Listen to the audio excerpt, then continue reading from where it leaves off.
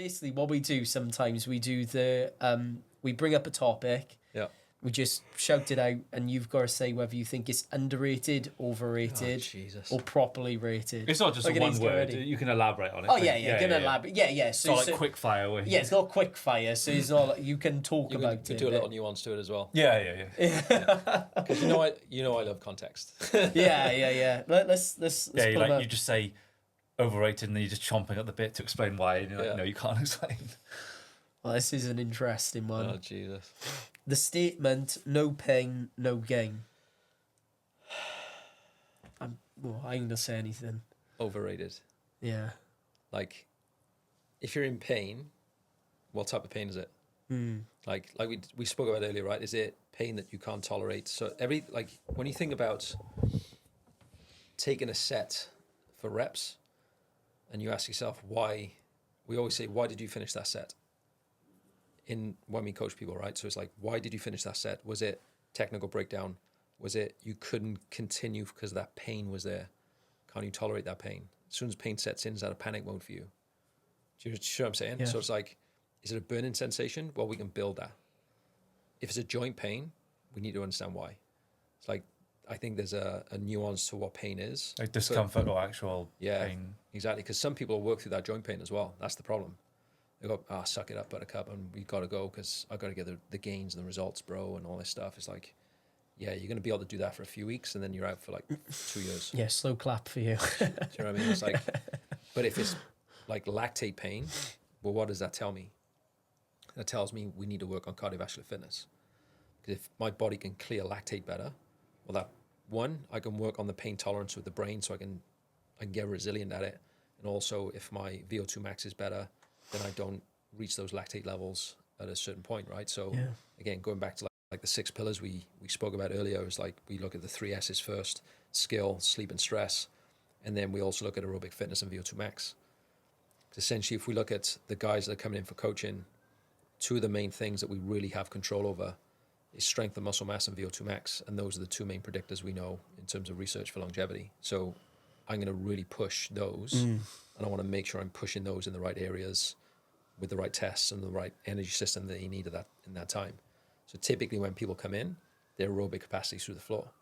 So that dictates pretty much straight away what type of aerobic system I'm going to work with them. Right. And then that dictates how much weight training I'm going to give them for a week so they can recover and so on. So those are that's 4 of the 6 pillars. And then the other one would be digestion, gut health type of thing, and inflammation. So inflammation is going to be a big part of how they recover. Their hormones, like things like that, are going to start to take a whack. So we can bring inflammation down with them from whatever aspect that might be. That might be just controlling how much processed food they can eat, which will affect their digestion, right? So things like that. And obviously insulin sensitivity. So more insulin sensitive you are, the better you're going to manage your blood glucose. Where does that correlate? Well, you can look at muscle mass there. Muscular contraction is going to help with that type of stuff as well. So yeah, going back to like no pain, no gain. I think it's overrated when you understand the nuance to it. It's like, which type of pain are we looking for? Yeah, that's really important. Because if it's our pain sensation, it could be underrated because you can push and get better at that. If it's joint pain and stuff, that's overrated because like we need to address what's going on from skill to what your expectation is from training. Fucking hell, mate, he nailed that. I was just like, overrated. that is, that's brilliant, mate. And that's really, that's a great way of looking at her as well. Because, what type of pain you're looking at, you know? Something people don't really talk about when they speak about that, do they? Yeah.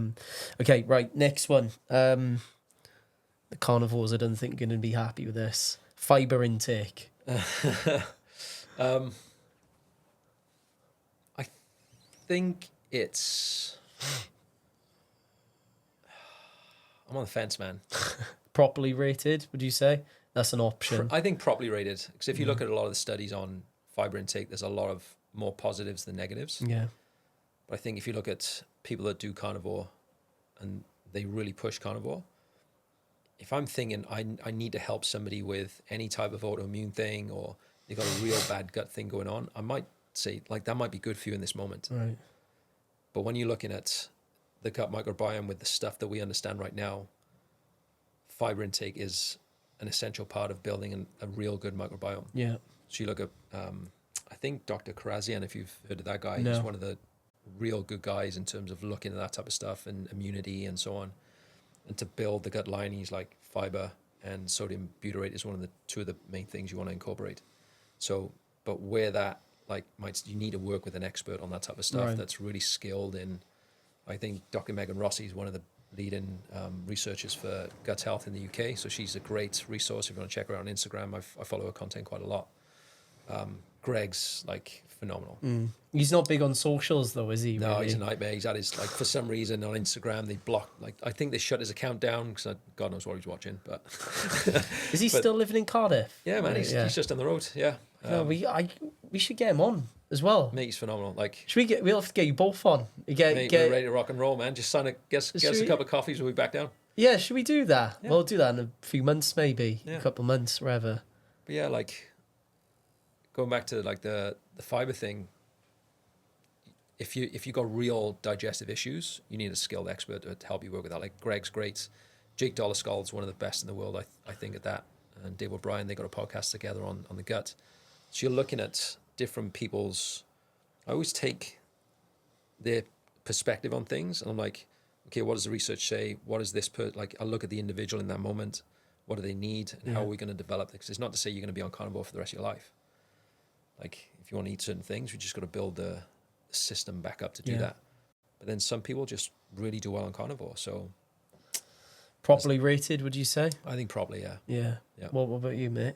You're gonna What's that? put your 2 pence in this? No, I think fibre is important. I think like you touched on a good point. Is like some people do well on like carnivore by pulling it all out just because you're removing everything and anything that could be troublesome, like FODMAPs. Yeah, exactly. Some people get trouble with that, and then gradually reintroducing the things, you know. And even when you're looking at FODMAPs, like sometimes it's not the actual thing that's a problem; it's the amount of the thing that's a problem. So like that's where I learned a lot of that stuff, FODMAPs with like Megan Rossi, and you're looking at the Monash University in Australia where they did a lot of that stuff. They have a full-on like app you can use, and they show you the amounts. Like if you're really struggling with your digestion, like you'll probably take that pretty seriously and weigh those things out. But if you're someone that doesn't really struggle with that, they go, "Oh, that's overboard, it's overkill." If you're in pain from shit like that, you're going to do anything to get out of that pain, and you want to know the answers on why that's an issue for you. So something like that can be really beneficial. Have you looked at the vertical diet much? Because that talks a lot about like FODMAPs and stuff like that as well. With Stan Efferdin, do you know Stan Efferdin? Yeah. Because that's he talks a lot about all that sort of stuff as well. But yeah, pretty interesting. Let's have a look at the next one. Resistance bands on machines. Look at his face. These are tough ones, man. They thought out, didn't they? If you know what you're doing with them, I think they're properly rated. Right. If you're attaching a band to a machine and you don't know what you're doing, it's overrated. Right. You just have to understand resistance profiles Yeah. and what you're getting. So that's something we cover on our level 1 when we go and teach precision execution. We look at machine. We go on literally on the gym floor and we show them the machines they have accessible in the gym, and we show them why this machine is better for this person. So we'll pull in different people with their own individual mechanics, and we look based on your mechanics. This machine might be preferential for you. For this person, it's horrendous, right? And now, how would I change the resistance profile to match what I want? So based on their anatomy and anatomy and stuff.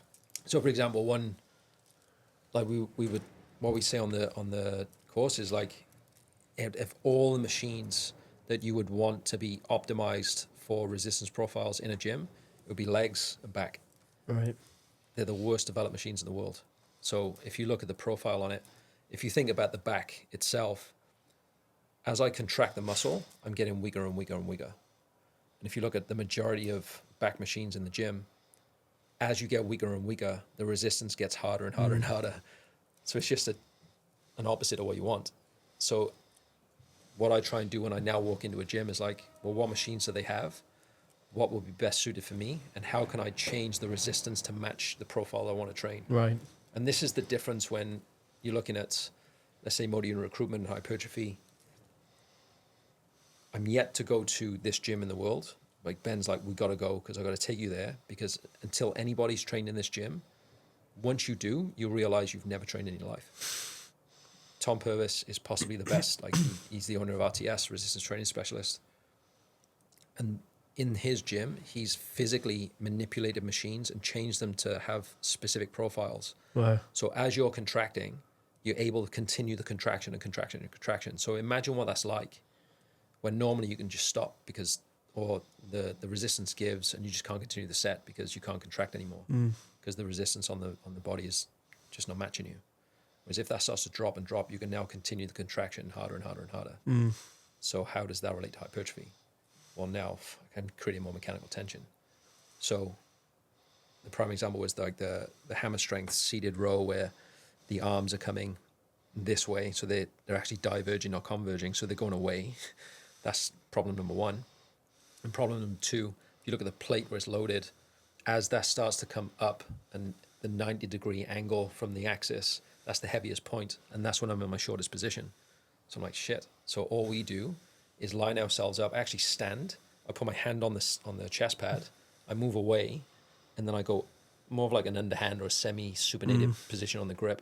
And as I come back in the lengthened position, as I sort of protract my scapula here, so I fully lengthen the lat. I think I've done a post on this on my Instagram page. But you can see the load is now at 90 degrees from the axis. So that means it's heaviest in my strongest position. Yeah. So now as I contract and contract and contract, as I get shorter, the weight's getting easier and easier and easier. So I'm like, phew. Jesus. And the muscular contraction you will get is way better. So what does now that do? That means I can do less reps if I match the load or whatever reps I want to use. And I probably don't need as many sets. So now I've managed the volume, which means I improve recovery, which means I can hit that body part frequently over and over and over. So if you look at muscle, like shit, that's what you want. Definitely. Right? So if I was going to use bands on that, I probably wouldn't use bands because now I don't need it because it's matching the profile. Whereas if I attached a band to it and I go harder and harder, I'm just starting from square one again. So it depends if you're looking at... It depends on where you're at, basically, is what you're like, saying. do you need it? Initially, for beginners, probably not. Yeah. Like once you get to a certain strength level, like yourself, you might want to use accommodating resistance, like bands. You need bench press to overload certain things if you want to work on speed and so on. But then you've got to work at a different percentage if you want RM to really accelerate that and just get that overload in that top part. But then you've also got to remember with bands on a bench press, you got to control the eccentric pretty hard as well. Yeah. So that's going to try and propel you down. So that eccentric component, you need to manage the volume because then you've got muscle damage problems then as well if you overload that too much. So if you know what you're doing, it's properly rated. Properly rated. If you don't know what you're doing, it's overrated, man. Like don't just stay away from it until you understand. Yeah. That's the only issue because I see people in gyms using it, and I know for a fact They don't know why they don't know why they're doing it, and I'm like, yeah, it's an issue. It's like everything with training. If you enjoy the training, you're going to get more results. Definitely. If you're not enjoying it, you're not going to go and do it. So I get that. But if it's limiting how much you're getting the results from it as well, you just need to take that little bit of a look at it and go, is this actually benefiting me and progressing me? Definitely. Well, what we do have a segment on the podcast. We'll finish with this. What's new this week? So basically, I've got an email list, and I put out every week basically questions that people can submit. Yeah. And so we actually have got a few I put out on Monday. So and I said you were coming on as well. I thought this one was really good. What is the funniest, most embarrassing thing that's happened to you in the gym? Oh, Jesus. I got a couple of stories. Most embarrassing. Of me or you? What have you seen that I don't know? When I was at SOS, it could have not been funny. This could have gone totally wrong. It was embarrassing because I was doing, remember the old pendulum, the Watson pendulum squat? Yeah. I was like, we got a calf machine. So I'm doing calf raises on the pendulum squat, but I put a box at the bottom. I'm loading stood up. on that. So I stood on the box. I'm doing calf raises. That was the only thing I could think of in that moment to use. I don't think we had the hack squat then either. So I had the pendulum squat. So I'm repping reps for calves on the pendulum. But notice, on that machine, you can only load it on one side. Right, yeah. So I think I had 90 or 100 kilos on it. And all of a sudden, I could feel the machine toppling over to one side. I'm like, fuck. So I'm trying to rack it. I missed. The weight comes crashing down and my knees go straight into the pad. Oh, no. And I'm mate. There's 90 kilos on top of me. I had to just crawl out of it. and my skin is probably still in the machine because the tread is like gravel, right? And I got up, probably still got a photo on my phone. The blood is pouring out my knees, just running down my shins. Looking back is funny, mate. That came down. I was thinking, I'm dead. Like there was a machine toppling on my head. Oh yeah, you're lucky, really. And my really cards lucky. ain't even fucking bigger at that point either. I'm like, I've got it's like you look at my insertion points on my calves, they're gonna be small calves the rest of my life probably, but I'll do my best to grow them. They're starting to grow a little bit, but yeah, all in the name of growing my calves. That was probably the most embarrassing moment because like it toppled and I still got small calves. Have you ever had any short splitting moments, squatting before, or anything like that? I haven't. Yeah, I've had that. I've had that once, yeah. Balls hanging. Yeah, balls hanging at the bottom. Luckily, I was wearing pants, but yeah, that could have been bad. Yeah. Really, but yeah, what can you do? You just train on, don't you? Yeah. Exactly. I was in the middle of squats. I'm not gonna. I got 5 more reps. Yeah, Maybe. Was Let's anyone find there out. then when that happened? What's that? Was anyone in there when that happened? I think they were in the. So this was in the. I think it's the conditioning room now. Yeah. So it was in that room. Obviously, there were people training there. So I'm just led on the floor, like trying to compose myself. I think Bex ran in. She's like, "Oh my God, you okay?" It's like, "Yeah, I'll be all right." Just the weight, like the weights just crashed down on me, type of thing. And it was just like after 5 minutes, I was laughing. I was like, "Jesus Christ." Yeah, blood everywhere, man. That was funny. That's pretty. Yeah, that is pretty intense. Actually, I wasn't expecting that. Right, we'll do 2 more and then we'll wrap her up. Then, in your opinion, what's the king of the lift, squat or deadlift for overall strength development? For who? Well, yeah, they've not stated really. Exactly right. yeah. So I would definitely look at, depend on who's asking this question. Like I would, if this person's asking me specifically, the first thing I look at is their levers. Like, Right. what do your levers look like? Yes. Because if you've got, depending on so torso length as well, but if you've got longer tibias compared to your femurs, you're going to be a better squatter. Yeah, Other way around, you're probably going to be more prone to deadlift, but depend on your torso angle, like things like that. So that's the first thing I would look at. yeah. Because- It's a bit like saying what's more important, your heart or your brain to live. It's like Yeah, it's It's tough, very isn't it? specific to you, right? Yeah. So, and even like I think we did this we were training at a camp. Me and Ben were training before. We taught the one day we go in early and train. We're doing legs, and you look at the Atlantis pendulum squat. It's amazing squat machine. Like it's probably one of the smoothest pendulums I've ever used. My quads get nailed on it because I'm not mechanically gifted for the squat. So I have to manipulate the way I do things. Because when I actually squat, the front squat's better for me if I want to nail quads, but I have to elevate my heels. Because I'm very ass dominant when I squat, probably similar to you, the size of your ass, Sam. gorilla ass. Yeah, exactly. Not Beyonce style. But that would probably be a prime exercise for me in terms of quad development for a squat is front squat, heels elevated. But I noticed, and Ben highlighted this to me, I'm very ass dominant because that's where I tend to go to. So I overarch the spine. So now this is very counterintuitive to a powerlifter too. So he was getting me to exhale everything out of my lungs and contract in that position. So the diaphragm was shortened a little bit. The exhale was out. And then that would allow my spine to be ribs over pelvis. Now I'm in an exhale position trying to squat, which typically your thought is inhale, brace. So just to teach my body to be in that position. So eventually I went back the other way, but now I can squat more upright in that position. So you're not flaring your ribcage and Exactly. Yeah, So yeah. if you think about that, I'm destabilizing in that range. I'm putting more pressure through my lumbar spine, and I want pressure through my quads. So I had to realign the way my rib cage was over my pelvis. So again, that's a mechanical thing. And then going to the pendulum squat, that was a fine exercise for me. Ben is perfectly set up for squats. If you look at his mechanics, he's born to squat. You put him in the pendulum because of his height and so on. He was hitting more glutes at the bottom of the pendulum than he was quads. So we actually had to bring his heels up in the pendulum. And people go, "Oh, it's a quad exercise." It's not for Ben. Not for It is Ben, for me. So I think you've really got to look at if you're built for squats, squats are best to bring up your lower body. Built for deadlifts are probably going to be better suited to you. And now you need to readjust the squat pattern that you use.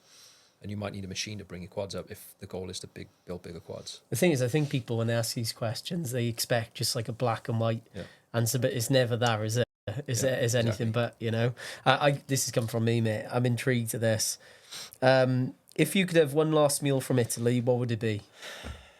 this is like Thought this would be a good one to this round is it out. straight out. Like Yeah. I've answered this, like with my wife, my kids. What would your last meal be?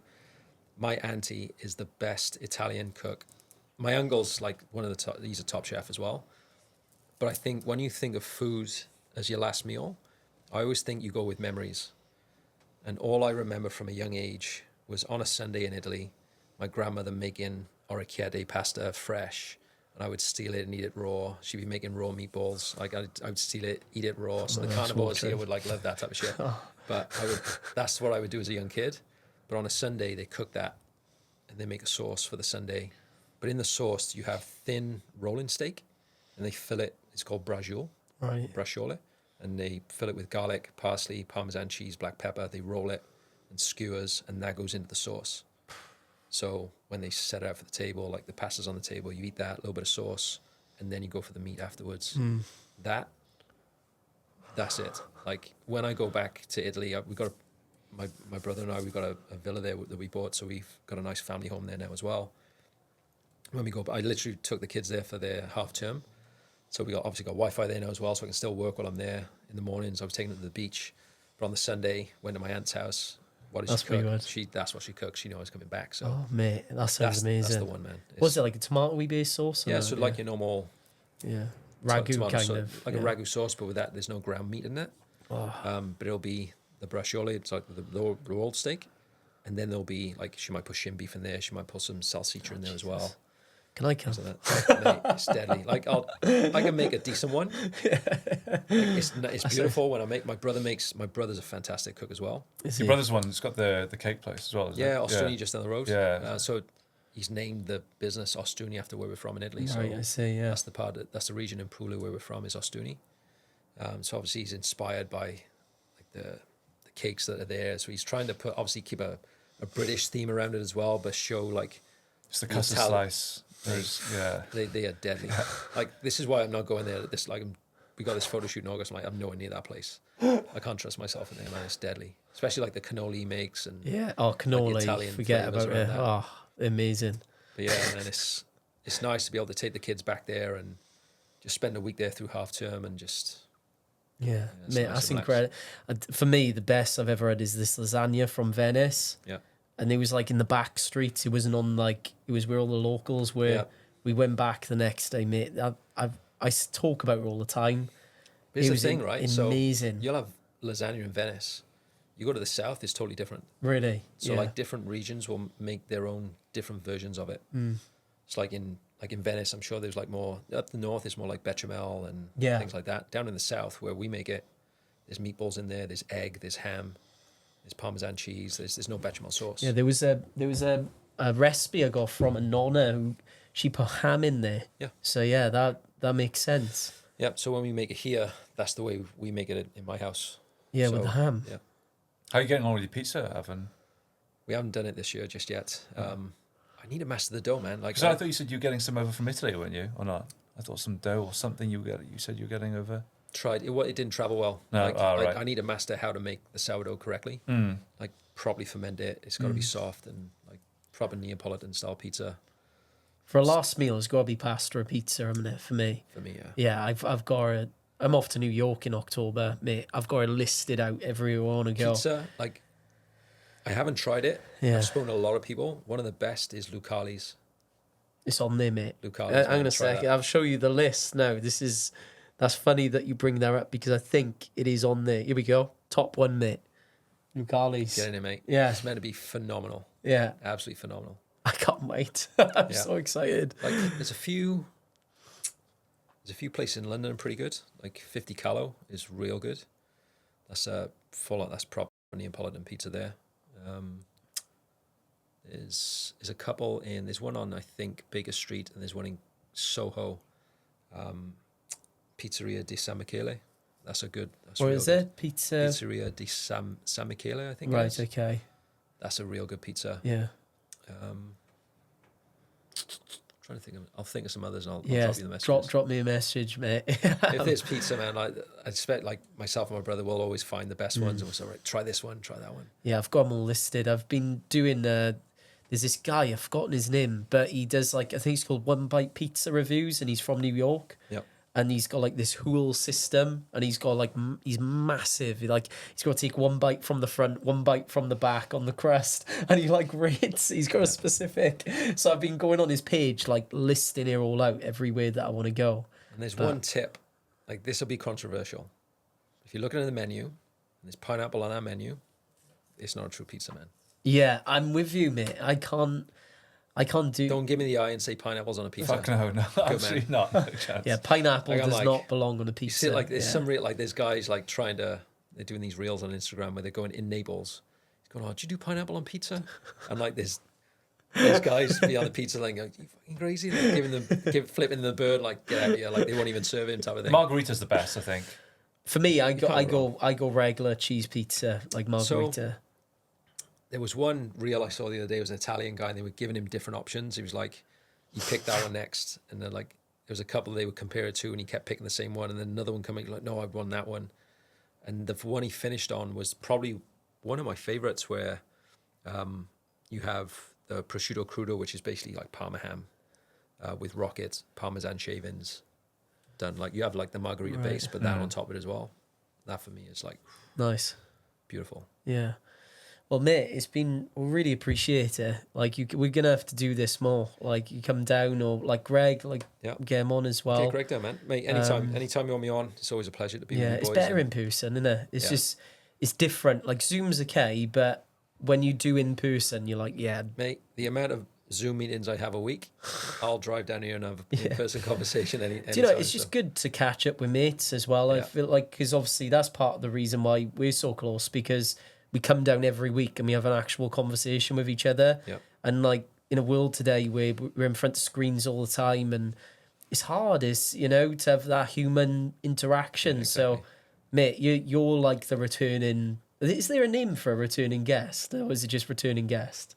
Is there like a specific We'll keep it name for returning for now, and then we'll find a name for it. Yeah, we'll have to think about it. But yeah, but where can people find you as well? Like if they want to work. It's the Instagram page, man.